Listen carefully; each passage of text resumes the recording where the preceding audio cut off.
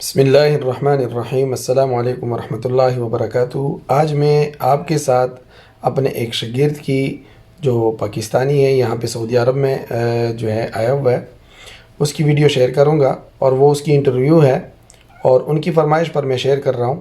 لیکن آپ سے گزارش یہ ہے کہ انٹرویو سننے کے بعد اور اس کی تفصیل سننے کے بعد آپ ضرور ان کے لیے کمنٹ میں ماشاءاللہ ضرور کہیے گا، تاکہ بچہ نظر بد سے بھی محفوظ رہے اور ان کی حوصلہ افزائی بھی ہو۔ تو ویڈیو دیکھیں اور بچے کی انٹرویو سننے کے بعد اس کی تفصیل بھی سنیے۔ جانے دو، یہ کاٹ دوں گا میں جو ہے۔ ہم ابھی اپنا سٹارٹ کریں گے نا، تو یہاں سے سٹارٹ کریں گے، ٹھیک ہے؟ جہاں سے ہماری بات ہوگی آپ اپنے آپ کو بھی سیدھا کر لیں، ٹھیک ہے؟ ٹھیک ہے، میں 1 2 3 بولوں گا، پھر وہاں سے شروع کریں گے۔ بسم اللہ الرحمن الرحیم۔ السلام علیکم ورحمۃ اللہ وبرکاتہ۔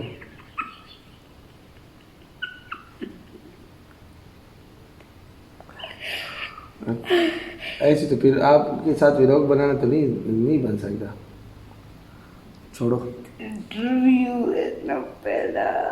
اچھا چھوڑو نا ابھی، ہاں ابھی توجہ سے۔ بسم اللہ الرحمن الرحیم۔ السلام علیکم ورحمۃ اللہ وبرکاتہ۔ آج میرے ساتھ جو، چلو اٹھو نہیں ہو گیا بس، یہ ایسے وقت ضائع کر رہے، صحیح بات ہے۔ السلام علیکم ورحمۃ اللہ وبرکاتہ۔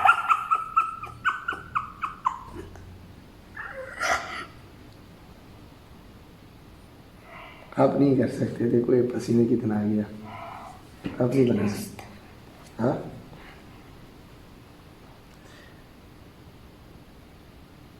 السلام علیکم ورحمۃ اللہ وبرکاتہ۔ چلو اٹھو، نہیں اٹھو آپ نہیں۔ اچھا جی، ماشاءاللہ انٹرویو تو آپ نے دیکھ لی ہوگی، یقیناً آپ بھی ہنس چکے ہوگے۔ اور اصل میں بات یہ ہے کہ میں جب ویڈیو بناتا ہوں تو وہ پاس میں بیٹھا ہوا ہوتا ہے، مسجد میں ہی پڑھتے ہیں، تو ان کو بھی شوق ہوتا ہے کہ میں بھی ویڈیو بناؤں۔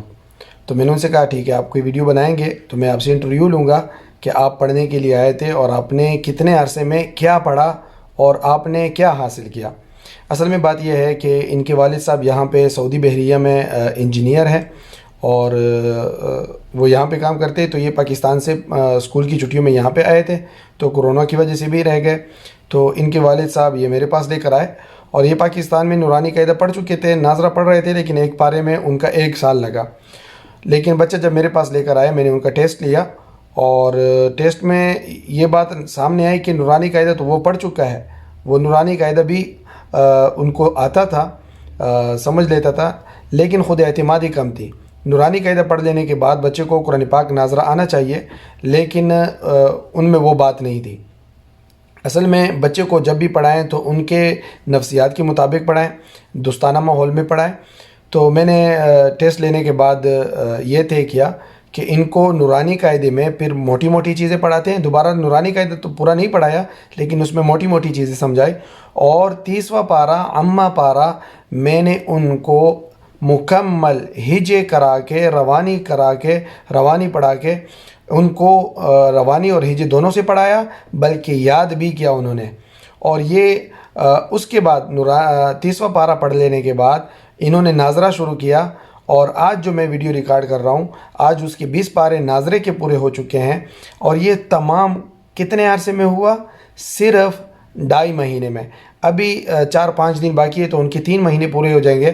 تو 3 مہینے میں انہوں نے 30ویں پارے کی ہجے اور روانی دونوں بھی پڑھی، اور بلکہ اس کو یاد بھی کیا، اور ساتھ میں ناظرہ بھی پڑھا۔ روزانہ کے حساب سے یہ میرے پاس پارہ 1.5 پارہ پڑھ لیتا ہے، اور یہ اس وجہ سے بھی جلدی ہے کہ وہ، کیونکہ ابھی ان کا ویزا بھی ختم ہو رہا ہے اور وہ پاکستان بھی جا رہا ہے، تو ان کو بھی بڑی خوشی ہوئی اس بات کی، اور اس میں خود اعتمادی کی کمی تھی، خود اعتمادی بھی اس میں پیدا ہو گئی، اور ماشاءاللہ ناظرہ بھی اچھا پڑھ رہا ہے۔